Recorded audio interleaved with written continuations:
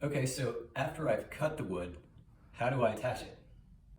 All right, there are essentially 4 ways to attach wood together: friction, glue, nails, and screws.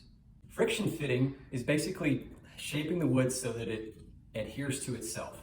It's usually fancy stuff like dovetail joints and mortise and tenon and wood pins and all that kind of stuff that looks really beautiful, but it's really time consuming and is hyper precise.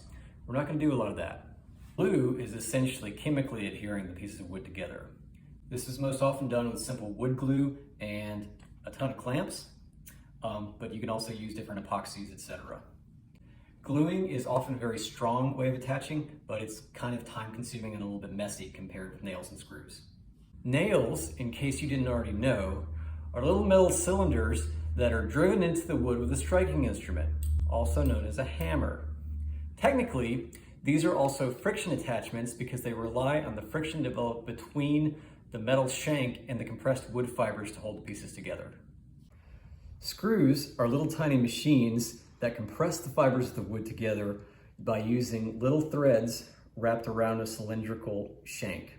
Screws have the advantage of being able to be more easily removed, and they can also be driven more precisely and easily. So again, the basic mechanisms of attaching wood together are friction, glue, nails, and screws.